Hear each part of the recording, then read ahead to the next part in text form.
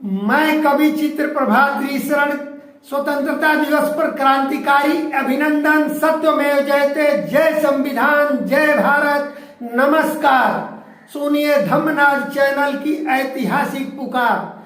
Sir झुकाता है कुदरत उसी वीर को, सर झुकाती है कुदरत उसी वीर को जो अपने वतन का वफादार है। छेद करता है पत्थर के सीने में वो, छेद करता है पत्थर के सीने में वो जिनके हाथों में हिम्मत का हथियार है। स्वतंत्रता दिवस पर समस्त शहीद स्वतंत्रता सेनानियों को विनम्र श्रद्धांजलि एवं देशवासियों को हार्दिक बधाई एवं मंगलमय धम्म कामनाएं।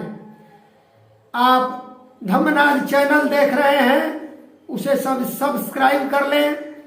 साथियों, 15 अगस्त को स्वतंत्रता दिवस क्यों मनाते हैं, आजादी कैसे मिली, इसका ऐतिहासिक राज क्या है, क्या हम आज भी गुलाम हैं या आजाद हो गए हैं, इस पर हम लोग चर्चा करेंगे।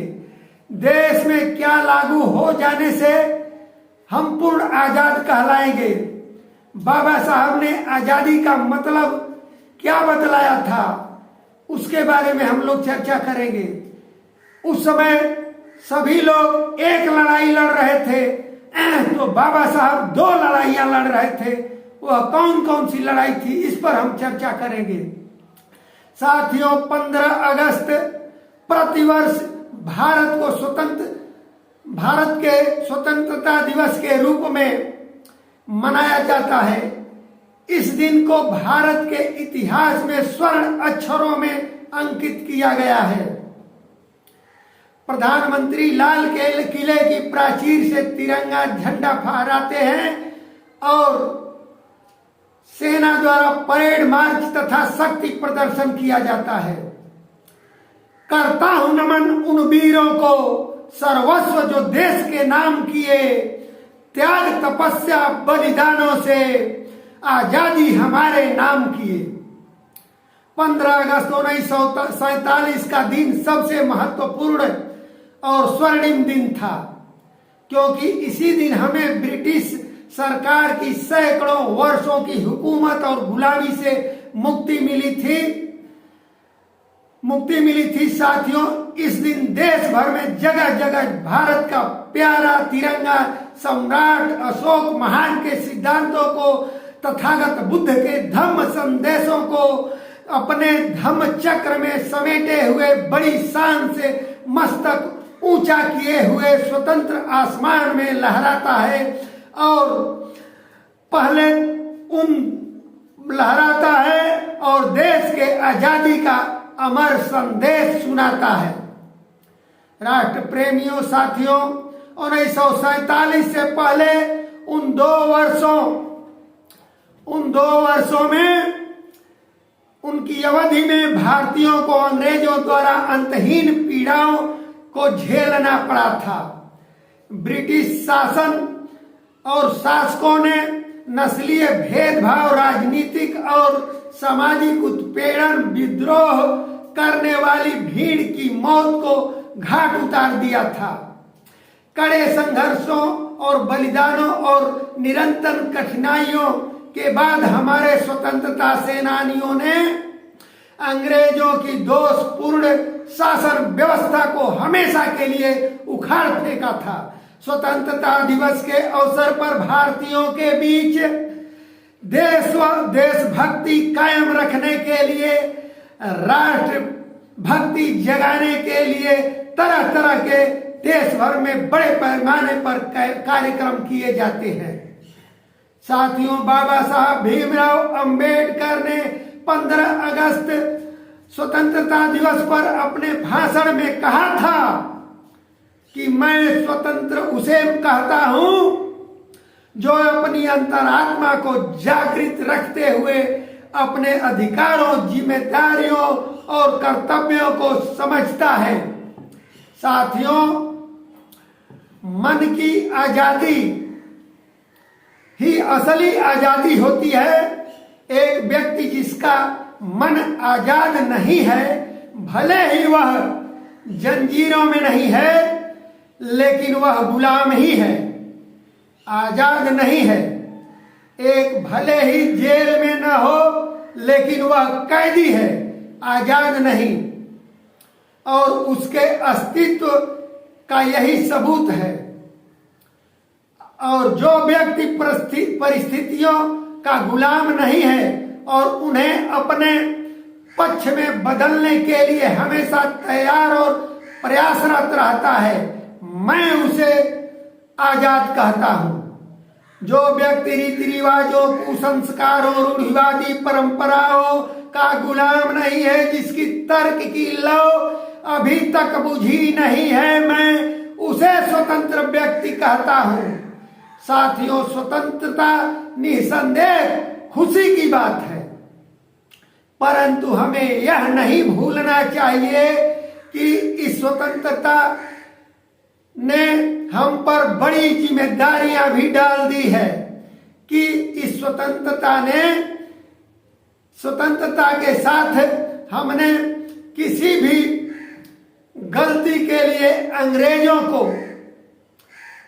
गलती ठहराने का बहाना खो दिया है। यदि भविष्य में कोई गलती हुआ तो हमें खुद को दोषी मानना पड़ेगा और मानना भी चाहिए। आजाद भारत के वर्तमान परिवेश में हमारा देश जाति पात, छुआछूत, भेदभाव तथा जो है लूटपाट, चोरी, हिंसा, बलात्कार आदि के चित्कार से करा रहा है। हम स्वतंत्रता होने और एक राष्ट्र का भ्रम पाल रखे हैं। साथियों, इस भ्रम को हमें तोड़ना होगा और एक दूसरे को जातीय भेदभाव करके उत्पीड़न करना, हम एक स्वतंत्र देश कैसे हो सकते हैं इस तरह का अगर करते हैं तो, और एक स्वतंत्र राष्ट्र कैसे कहलाते हैं। किसी को सताते हैं, कष्ट देते हैं, अपने ही भारतवासियों के साथ ऊंच नीच का भेदभाव रखते हैं, तो हम एक भारत और श्रेष्ठ भारत और एक राष्ट्र कैसे कहलाए जा सकते हैं। सिर्फ राजनीति रूप से स्वतंत्र भारत होना ही पर्याप्त नहीं, एक ऐसा भारतीय राष्ट्र होना भी जरूरी है जहां हर नागरिक के पास धार्मिक, सामाजिक और राजनीतिक अधिकार स्वतंत्र रूप से हो, ताकि हर व्यक्ति को विकास का समान अवसर प्राप्त हो सके। यह अवसर केवल राष्ट्र नायक चक्रवर्ती सम्राट अशोक महान और प्रथम चक्रवर्ती सम्राट चंद्रगुप्त मौर्य के शासन काल में और उन मौर्यों के काल में भारत जो है स्वर्णिम भारत और सोने की चिड़िया कहा जाता था, उस समय था, और जिसे हमने सदियों से गंवा दिया है। और 1947 में जो आजादी मिली है, क्या उस ज्यादा आजादी को भी हम संभाल कर रख सकते हैं? क्या उसे बरकरार रख पाएंगे? जिस विषम परिस्थिति से देश गुजर रहा है, आपसी भेदभाव और तनाव से गुजर रहा है, बड़े ही चिंता और चिंतन का विषय है। स्वतंत्रता का मूल्य इस बात पर निर्भर करता है साथियों कि किस प्रकार की सरकार और किस प्रकार का समाज बनाया जाए, और अब तक किस प्रकार का समाज बनाया गया है। यदि सरकार का स्वरूप और समाज की व्यवस्था वैसी ही हो जिसके विरुद्ध दुनिया आज लड़ाई लड़ रही है, आजादी का कोई खास महत्व और कोई मतलब नहीं है। तो साथियों, मैं बता दूं कि जब दूसरे लोग सिर्फ भारत की आजादी की लड़ाई लड़ रहे थे, उन दिनों बाबा साहब अंबेडकर दो प्रकार की आजादी की लड़ाई लड़ रहे थे। एक देश की आजादी की लड़ाई, तो दूसरा दूसरा लड़ाई जो है अछूतों की आजादी की लड़ाई लड़ रहे थे।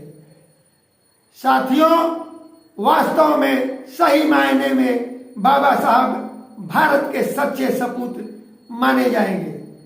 तो आइए हम सब साथ मिलकर पुनः जो है अपने समृद्ध राष्ट्र के निर्माण में और उस स्वर्णिम युग की वापसी करने में उन महापुरुषों के मार्ग पर चलने का प्रयास करें और उस गीत को दोहराएं कि विजयी विश्व तिरंगा प्यारा, झंडा ऊंचा रहे हमारा, इसकी शान न जाने पाए चाहे जान भले ही जाए, विश्व विजय करके दिखलाए तब होगा प्रण पूर्ण हमारा, झंडा ऊंचा रहे हमारा, विजयी विश्व तिरंगा प्यारा। जय सम्राट, जय बाबा साहब, जय संविधान, सत्य में जयते, जय भारत। कृपया धम्मनाथ चैनल को सब्सक्राइब कर लें और जागरूकता बनाने के लिए जरूर सब्सक्राइब करें। साधु साधु साधु।